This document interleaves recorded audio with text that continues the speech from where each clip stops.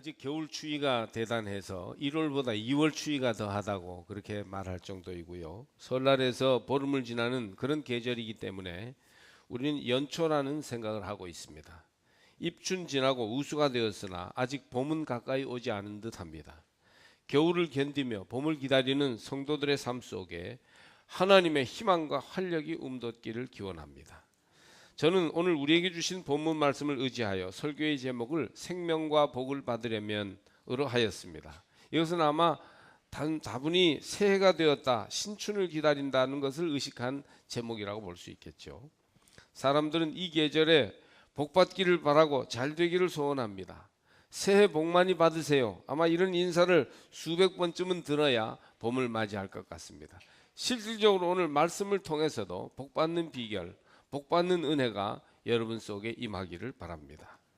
설을 지나면서 우리 딸이 외손자 태호의 사진을 보내왔는데 그 중에 빨간 종이를 입에 물고 찍은 사진이 있었어요. 그리고 그 설명에 토론토 이웃에 사는 대학 동기 친구가 중국 출신 캐나다인이 있는데 중국인들이 새해가 되면 돈을 의미하는 붉은 종이를 세뱃돈으로 주면서 돈을 많이 벌어 부자 되기를 기원한답니다.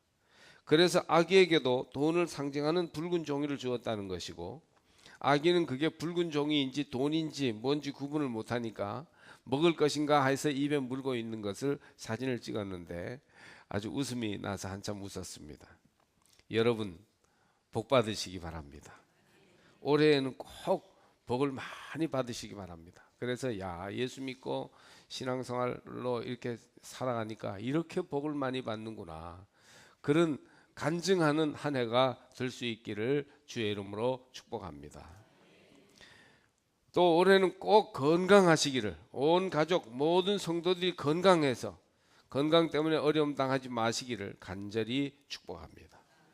오늘 본문은 건강과 번영의 복을 받으려면 어떻게 해야 하는지를 원칙적인 면에서 써놓은 말씀이에요.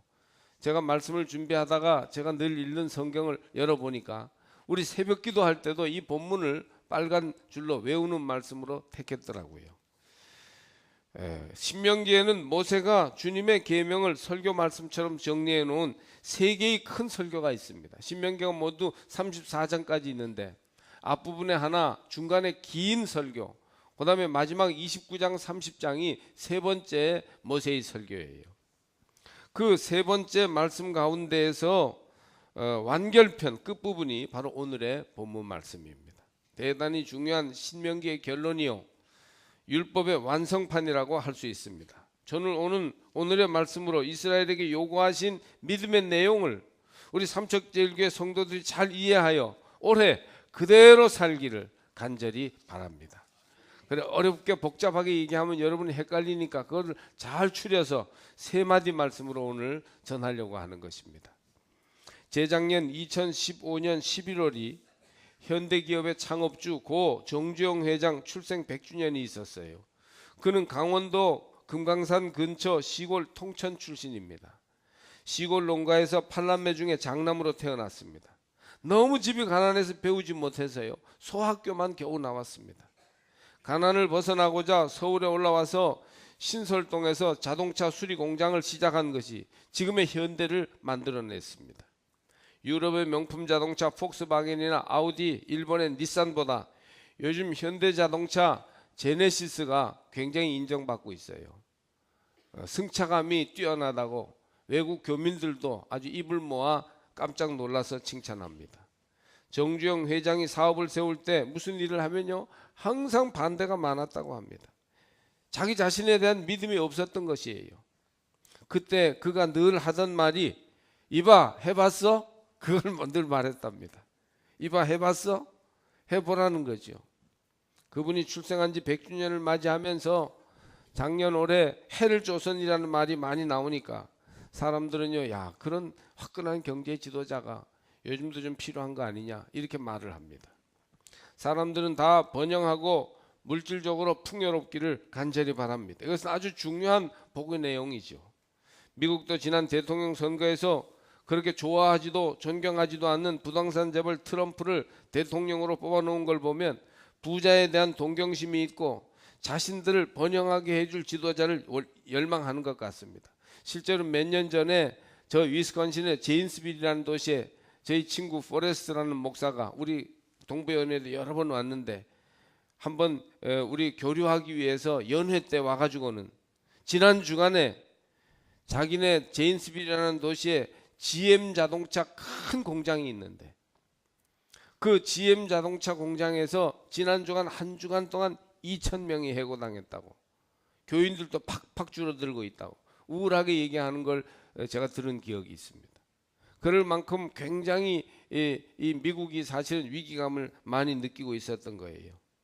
그러다가 아마 이제 트럼프를 대통령으로 뽑는 데까지 이르지 않았나 생각합니다. 우리나라도요, 지금 경제적인 위기의식이 점점 고조되고 있습니다.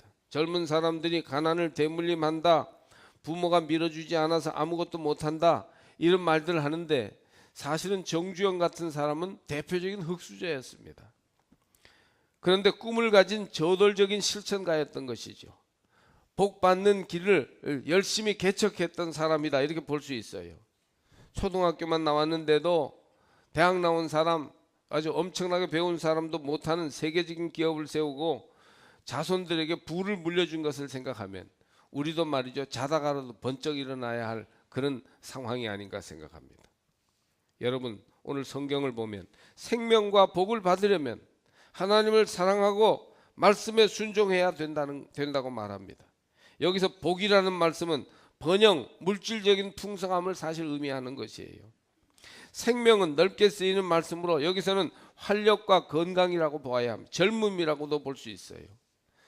오늘날 사람들이 정말 아주 실질적으로 절박하게 바라는 것이죠. 네.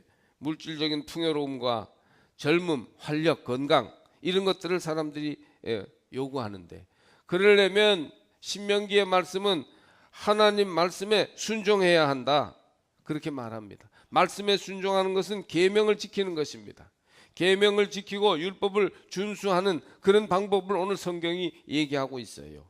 이것을 잘 요약해 보면 하나님 사랑은 다른 말로 하면 하나님으로부터 돌아서면 안 된다는 것, 17절 말씀.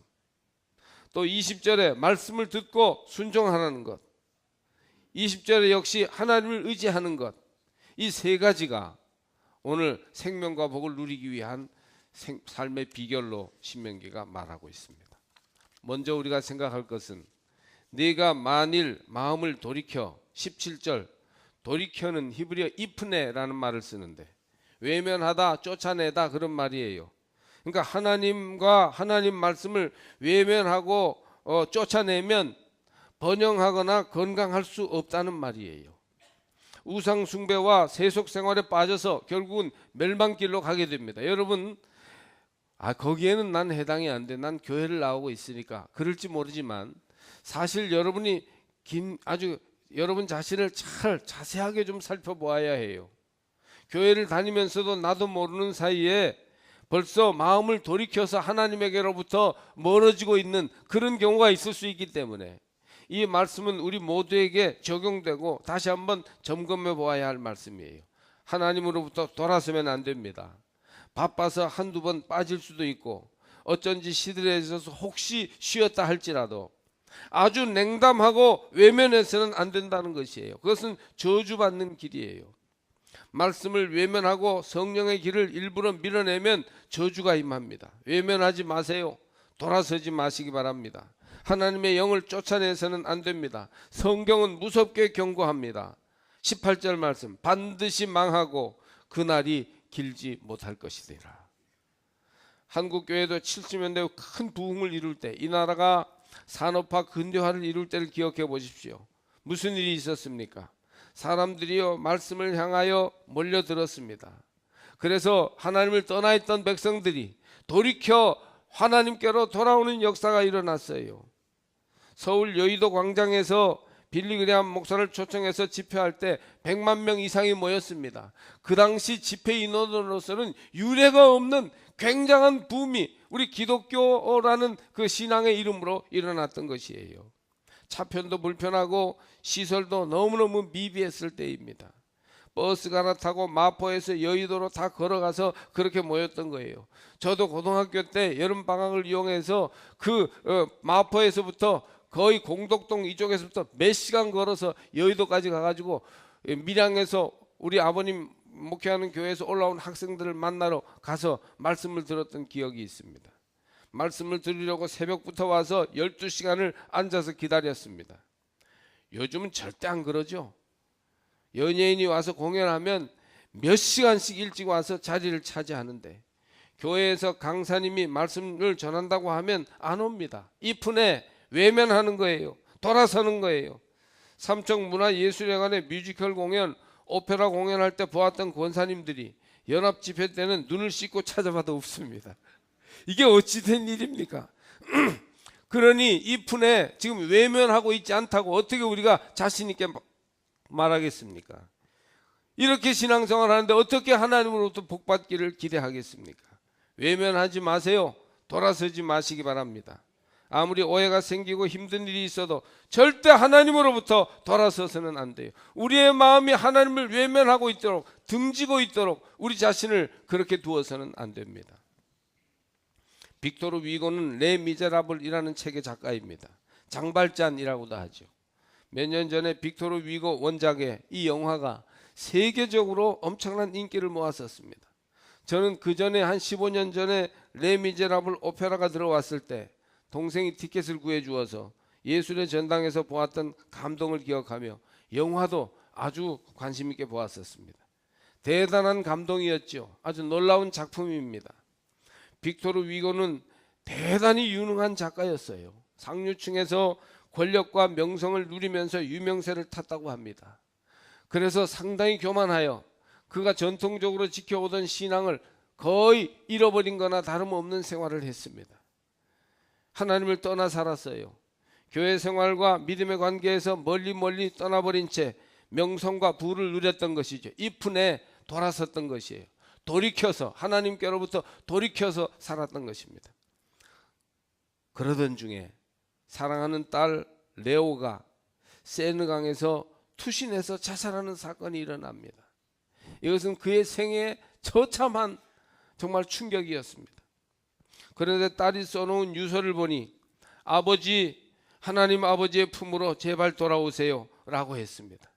그는 명성과 부를 누리며 문학의 하나의 떠오르는 별처럼 그렇게 취급을 받았지만 사실은요, 가정은 하나님을 떠난 채 무너지고 있었던 것입니다.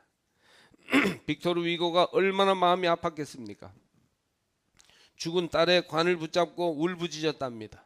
이는 내 죄악에 대한 하나님의 심판이다. 네가 죽은 것은 이 못난 아빠의 죄값이다. 울며 몸부림을 쳤답니다. 그리고는 이렇게 다짐합니다. 나도 오늘 너와 함께 죽는다. 그리고 나서 빅토르 위고는 돌이켜 하나님께로 돌아왔습니다. 완전히 새 사람이 되었습니다. 하나님의 은혜를 경험하고 육적인 자아가 깨지고 교만이 물러가 믿음의 공동체로 돌아오고 나서 다시 소설을 쓰기 시작합니다. 하나님을 의지하게 된 것이죠. 그리고 나서 명작이 탄생하는데 레 미제라블, 노트르담의 곱추, 빛과 그림자 같은 소설은 다 그 후에 쓰여진 소설이라고 합니다. 세계인의 마음을 움직이는 이런 명작은 하나님께로 돌아왔을 때 쓰여진 것이에요. 돌이켜 하나님으로부터 떠났을 때 그는 혹시 잠깐 성공했을지는 몰라도 큰 실패를 경험하였으나 하나님께로 돌아오니 하나님이 복을 주셨습니다. 여러분, 하나님을 외면하지 맙시다. 하나님께로부터 돌아서서는 복을 받을 수 없어요. 교회와 예배와 모임을 회복하여 그분을 바라보아야 합니다. 그러면 생명과 복이 임하여 최고의 나가 되고 잘 되는 결과가 나타날 것입니다. 두 번째로 그의 말씀을 청종하며, 20절 말씀이에요. 청종하며는 샤마, 히브리어 샤마를 쓰는데 잘 듣고 순종한다는 뜻입니다. 샤마, 이것은 굉장히 중요한 단어예요. 그 샤마에다가 누구라는 말이 있으면 그분 말씀을 잘 듣고 순종한다, 그런 뜻이에요. 샤마 엘, 그러면 하나님의 말씀을 잘 듣고 순종한다는 뜻이에요. 그게 바로 샤무엘 이름이에요. 샤무엘은 바로 하나님께 순종한다, 하나님 말씀을 잘 듣는다, 그런 뜻이죠. 하나님은 실제로 사무엘이라고 하는 이름을 가진 그 구약성서의 인물을 크게 복주셨습니다. 최고의 인물, 대대로 가장 존경받는 지도자가 된 것입니다. 이스라엘의 첫째 왕 사울과 둘째 왕 다윗을 사무엘이 기름 부어서 세웁니다. 그러니 실제로 이스라엘의 건국 인물이라 할 수 있습니다. 잘 듣는 것과 들은 대로 행하는 것이 큰 복을 불러옵니다. 여러분 귀가 복되시기를 주의 이름으로 축복합니다. 2017년에는 잘 듣는, 마음 귀를 열어 잘 듣는 한 해가 되시기를 바랍니다. 제가 첫 목회하던 80년대 초만 해도 겨울 농한기 때는 교회마다 부흥회를 하고 그 부흥회를 서로 다니면서 말씀을 들었던 기억이 있습니다.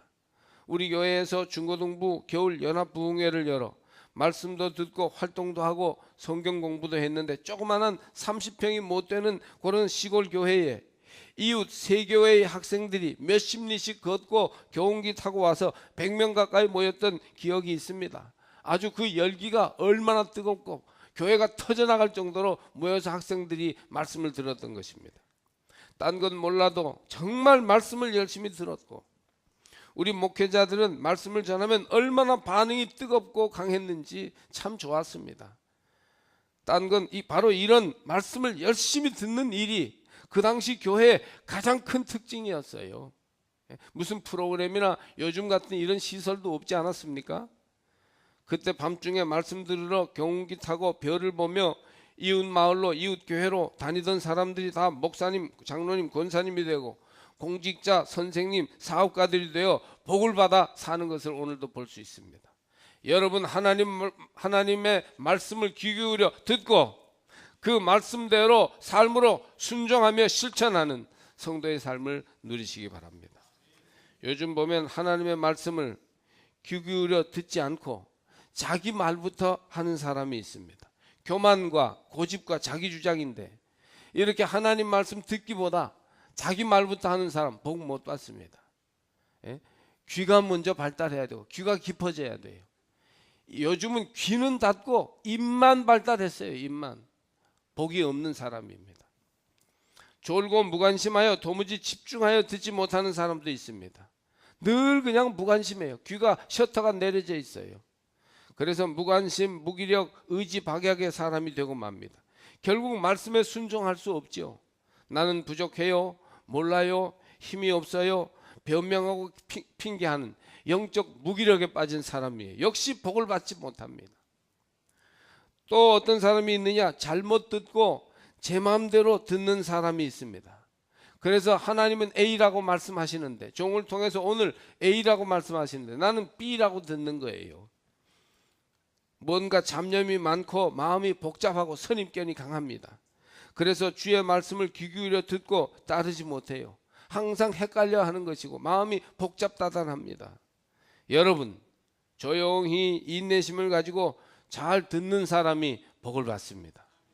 항상 말씀을 잘 듣고 말씀 앞에 겸손히 귀를 기울이시기를 주의 이름으로 권면합니다. 핑계할 수 없어요. 말씀을 잘 듣고 따르는 수밖에 없어요. 그것이 바로 복받는 비결이라고 성서는 분명히 말씀해 주십니다. 세 번째로도 어떻게 해야 생명과 복을 얻느냐? 또 그를 의지하라. 20절 말씀이에요. 의지하라는 이 말씀 평범하게 들리는데 예전 번역으로는요, 부종하라라고 썼어요. 히브리어로는 다바크입니다. 다바크. 이는 착 달라붙다, 굳게 연합하다라는 뜻이에요. 부종이라는 옛 표현이 잘 쓰진 않지만 정확한 번역이에요. 부는 붙어 있다, 종은 따라간다, 그 말이에요. 붙어서 따라가는 것이에요. 이게 무슨 말입니까? 인간은 욕망 덩어리여서 속마음이 항상 이기적입니다. 인간 마음 깊은 곳에는요, 하나님을 거역하려는 본성이 숨어 있어요. 가만두면 하나님을 떠나서 불의한 길로, 죄악의 길로 가는 게 인간 본성이라는 얘기예요. 욕망을 이루려고 몰두하고 집착합니다. 그래서 하나님의 말씀으로 욕망을 거스르고 절제해야 될 때, 그때 그 말씀대로 살기가 쉽지 않아요. 내 욕망을 자꾸 일으키고, 그래서 하나님 앞에서 거짓되게 행동하게 됩니다. 그러니까 이때 억지로라도 붙어 있으라는 겁니다. 억지로라도 붙어 있으면 그냥 거기에 같이 따라갈 수 있다는 것이 다바크, 의지하다라는 말씀이죠. 나는 하기 싫고 따르기 어렵지만 교회와 예배와 말씀의 공동체 그냥 붙어 있다 보면 억지로라도 순종하게 됩니다. 기쁨으로 따라가면 너무너무 좋겠지만, 그러나 내 마음이 허락되지 않고 내 욕망이 그것을 자꾸 제어하고 있어요. 그럴 때에도 억지로 붙어 있으면 따라가는 거예요. 주일날 교회 오기보다는 놀러 가고 싶지만 교회 와서 하나님을 찬송하고 예배하는 것이 바로 다바크, 주님을 의지하는 것이죠. 교회 가기도 싫고 기도하기도 싫은데 속회에서 자꾸 우리를 붙들고 가는 거예요. 정말 전도하기 싫고 봉사도 못하는데 선교회에 붙어 있고 속해 있다 보면 회장이 전화하고 김 집사가 졸라대서 할 수 없이 그냥 따라갑니다. 지겹지만 할 수 없이 합니다. 내키지 않지만 억지로라도 하게 됩니다. 이것이 바로 옛 번역 부종하다, 의지하다, 다바크라는 말씀의 뜻입니다. 붙어서 억지로 따라가는 것도 큰 은혜요, 복받는 길입니다. 이렇게 억지로라도 하다 보면 그게 믿음의 근육이 붙어서 나중에는 기쁨으로 하게 되고 그것이 우리의 삶이 되고, 그때 하나님께서 우리에게 은혜를 주시고 생명과 복을 허락해 주실 줄 믿습니다. 어느 목사님의 글에서 벤 카슨이라는 분의 크게 생각하라는 책을 소개받았습니다. 벤 카슨은 미국 디트로이트의 흑인 빈민가에서 태어났습니다. 8살 때 아버지와 어머니가 이혼을 해서 벤 카슨은 편모스라에서 자랍니다. 그는 15살 때까지 동네 친구들을 괴롭히는 불량배 흑인 소년이었습니다. 초등학교 5학년 1학기까지 꼴찌였다고 해요. 너무 공부를 안 하니까. 그래서 원래는 총명한 아이인데 하도 공부를 안 해가지고 성적이 바닥을 기니까 돌대가리로 불렸습니다. 그런데 그의 어머니는 굉장히 기도를 열심히 하는 분이었어요. 어머니는 벤 카슨에게 늘 이렇게 말했답니다. 하나님을 믿고 내 자신을 믿어라. 매일 빌립보서 4장 13절을 외우고 하루를 시작해라. 내게 능력 주시는 자 안에서 내가 모든 것을 할 수 있느니라. 하나님 믿으면 나도 할 수 있다는 믿음을 가지고 살아라. 듣지도 않는 벤 카슨에게 말이 귀에 못이 박히도록 계속 귀를 붙들고 얘기했습니다. 그런데 벤 카슨은 전혀 믿음이 잘 생기지 않았습니다. 그래도 어머니는 억지로라도 믿음에 붙어 있게 했어요. 다바크, 믿음을, 하나님을 의지하도록 붙어 있게끔 했습니다. 도서관에 가서 내가 읽고 싶은 책은 뭐든지 읽어라. 하도 공부 안 하니까 하고 싶은 대로 하라는 거예요. 그 책을 골라서 읽고 소감을 나한테 써와라. 어머니가 이렇게 말했습니다. 그러니까 그것마저 거역할 수가 없어서 그때 벤 카슨이 도서관에 가서 제일 먼저 고른 책이 늑대에 관한 것이었어요. 고상하고 착한 이야기가 아니라 이제 막 반항하고 으르렁거리는 야생 늑대에 관심이 많았던 것이죠. 그리고 소감을 적어서 어머니께 가져오고, 그 다음에는 야생 개, 그 다음에는 다람쥐, 그리고 관심이 식물 쪽으로 옮겨갔고 나중에는 광물, 돌에 대해서 관심을 가졌습니다. 5학년 2학기가 되었을 때 과학 시간에 선생님이 검은 돌 하나를 들고 와서 여러분 이것이 무엇인지 아세요? 하고 물었습니다. 아무도 손을 들지 않았겠죠. 그런데 벤 카슨이 손을 들었습니다. 선생님 질문에 생전 처음 손을 든 것입니다. 학생들이 어리둥절해서 저런 돌대가리가 뭔 손을 들어? 우리도 모르는데 그렇게 생각했어요. 그런데 벤 카슨이 그것은 흑연석입니다. 용암이 물에 닿으면서 급격한 냉각으로 인해 검게 된 돌입니다. 라고 설명까지 하는 거였어요. 선생님과 학생들이 다 깜짝 놀랐습니다. 선생님이 야, 너 굉장한 수준이다. 그것을 어떻게 알았어? 자랑스럽다. 그렇게 칭찬까지 해줍니다. 평생 처음 선생님에게 칭찬받았습니다. 그러다 보니까 제일 많이 놀란 것은 자기 자신이었어요. 아니 나도 칭찬받을 수 있어? 나도 읽은 책 아는 거 가지고 손을 들고 얘기했더니 나도 인정을 받네. 그래서 그 다음부터 더 열심히 공부를 하게 됩니다. 다른 애들은 하나도 모르는데 책 읽은 것 때문에 나는 손을 들고 맞춰서 열심히 그 다음부터 공부를 했어요. 어떻게 됐을까요? 고등학교를 졸업하고 이 돌대가리가 세계적인 예일대학교에 들어갑니다. 예일대를 졸업하고 미시간 의대에 들어가서 의사가 되어 33세에 세계적인 의과대학 가운데 하나인 존 홉킨스 의대 신경외과 과장이 되었습니다. 유색인종 가운데 처음이었습니다. 그리고 인류 역사상 처음으로 샴 쌍둥이를 분리하는 수술에 성공합니다. 아마 여러분 몇 년 전에 신문에서 보았을 거예요. 이 사람이 그 사람이에요.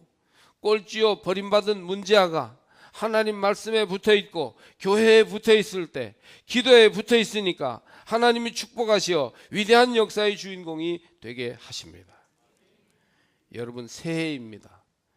오늘은 음력 보름 지난 날 우리가 주일날 교회에 나왔습니다. 호두나 땅콩 같은 견과류를 입으로 깨면서 복을 빌면 귀신이 떠나가고 복이 임한다고 하죠. 정말 그럴까요? 하나님이 주시는 건강과 번영의 복을 받으시기를 바랍니다. 하나님만이 복 주시는 분이십니다. 복을 받으실 만하게 열심히 살면 뭐래요? 하나님이 허락해 주셔야지.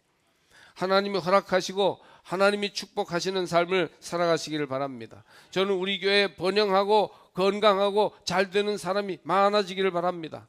우리 교회 권사님 집사님들이 60, 70이 돼도 다 40 같고 30 같다는 얘기를 들었으면 좋겠습니다. 그렇게 활발하고 건강하게 사시기를 축복합니다. 건강하고 부자 되려면 오늘 성경 말씀을 꼭 기억하시고 이 말씀을 삶 속에 적용하시기를 간절히 바랍니다. 절대 하나님으로부터 돌아서면 안 돼요. 여러분 마음이 하나님 등지고 있으면 복 못 받는 거예요. 하나님을 향하여 주님을 사모하며 다가가야 할 줄 믿습니다. 그의 말씀을 잘 듣고 순종해야 돼요. 귀가 복되어야 합니다. 또 의지하고 붙어 있어야 돼요. 어떤 데는 정말 싫어도 꼭 붙어 있어야 돼요. 절대 빠지면 안 되고 항상 그 자리에 머물러 있으시기를 바랍니다. 여러분의 자녀들을 목을 끌어서라도 교회 학교 떠나게 해서는 안 된다는 거 인정하시죠? 기도하게 하시고 성경 보게 해야 합니다. 성서가 전하는 약속의 말씀을 굳게 붙드시기를 주의 이름으로 축원합니다.